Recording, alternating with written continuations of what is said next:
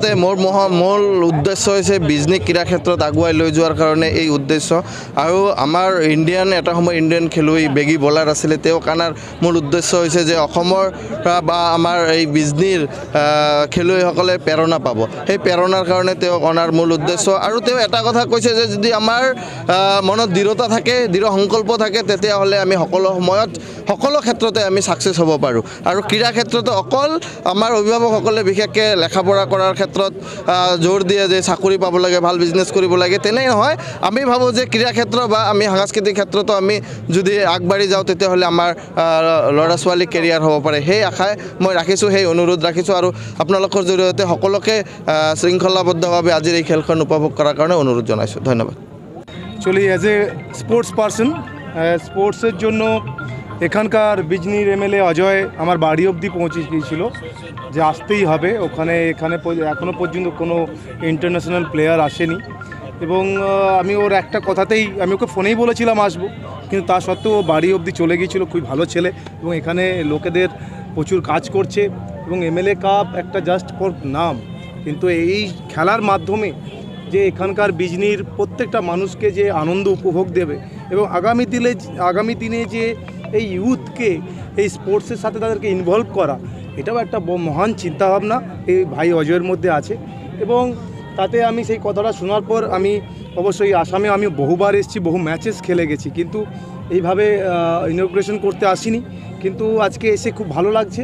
এবং এই আগামী দিনে যাতে এই টুর্নামেন্ট অজয়ের হাত ধরে আরও দীর্ঘায়ু হয়, আরও বড় হয়, সেটাই পরিকল্পনা হবে।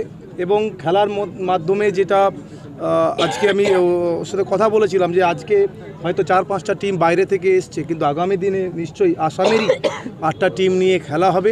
এবং আসামের ছেলে যাতে তাড়াতাড়ি একটা ভালো, এমনি আসাম থেকে দুজন আইপিএল খেলছে, আমরা যে একজন এখন খেলছে, কিন্তু আগামী আবু খেলেছিল, সো ইয়াং পরাগ আছে, ওরা খেলছে। তো যাতে আরও বেটার প্লেয়ার উঠে যারা ইন্ডিয়াকে রিপ্রেজেন্ট করতে পারে আসাম থেকে, সেই রকম চিন্তাভাবনা নিয়েই কিন্তু এই আসামের প্রত্যেকটা ডিস্ট্রিক্টে লাইক বিজনি বলুন, আরও বিভিন্ন যে ডিস্ট্রিক্ট, শুধু গুয়াহাটি নয়, গুয়াহাটির বাইরে যে আসামের আরও অনেক ডিস্ট্রিক্ট আছে, সেখান থেকে যাতে প্লেয়াররা আগামী দিনে আসামকে রিপ্রেজেন্ট করতে পারে এবং আগামী দিনে ইন্ডিয়াকে রিপ্রেজেন্ট করতে পারে, এটাই হচ্ছে চিন্তাভাবনা এই অজয়ের। আমি তাই ওর চিন্তাভাবনাকে আমি স্বাগত জানিয়ে আজকে এখানে পৌঁছেছি। বিজনি কিন্তু একটা খুব ছোট জায়গায় কিন্তু বৃহৎ খেলাটা চলছে। শুনুন, আমি অশোক দিন্ডা, আমি যেখান থেকে বড় হয়েছিলাম, এই বিজনির রাস্তাঘাট এবং এখানে অনেক বেটার। আমার ওখানে রাস্তা ছিল না, আলের মধ্যে ধান জমিনের মাঝখান দিয়ে এসে আসতাম সাইকেল চালিয়ে।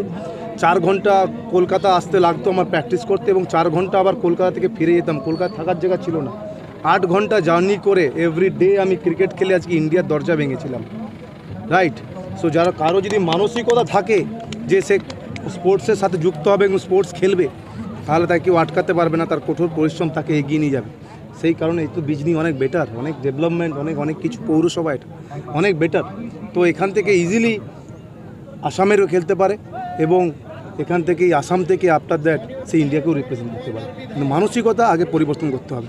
সেই মানসিকতা পরিবর্তনের রাস্তা হচ্ছে ডিস্ট্রিক্টে বিজনির মতো ছোটো ছোটো স্মল টাউনগুলোর মধ্যে এই ক্রিকেট প্রেমী, ক্রিকেট, ফুটবল, এনি স্পোর্টস, যাতে সে শুধু ক্রিকেট খেলতে হবে তার কোনো মানে নেই, এনি স্পোর্টস, ছেলেরা মেয়েরা, আমি সবাইকে